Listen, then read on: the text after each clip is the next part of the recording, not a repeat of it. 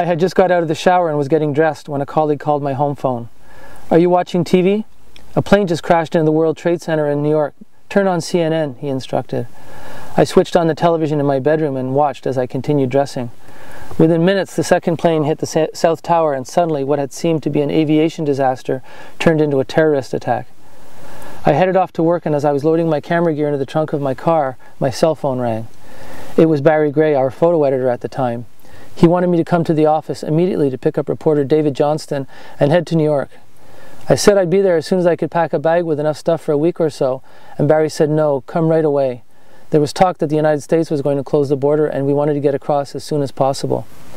I picked up David Johnston, and along with photographer Alan McInnes and reporter Jeff Heinrich in another car, we headed off to New York.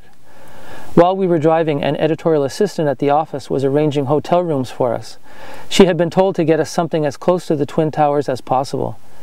Soon after, she called us to say she'd reserved 4 rooms at the Marriott in Lower Manhattan. What we didn't know was that the Marriott was right next to the World Trade Center, and when the towers collapsed, the hotel was destroyed. As we reached the end of Highway 15, the road was practically deserted. We drove right up to the border and crossed in minutes. It was a little eerie that the road was so quiet in the middle of a weekday. When we got within 80 kilometers of New York, traffic thickened, and we slowed to a crawl. Eventually, we were detoured off the interstate. Roads and streets were closed off, seemingly at random. We snaked our way through the boroughs, getting bogged down in Queens, and eventually made it to Brooklyn, where Alan McInnes had arranged for all of us to spend the night at the apartment of a former Gazette colleague. By then, there was no way to cross over into Manhattan, so we waited for first light on September 12th. We took the subway into Lower Manhattan, catching one of the last trains before that section was shut down. The next 3 days were spent trying our best to provide Gazette readers with coverage they couldn't get from the wire services.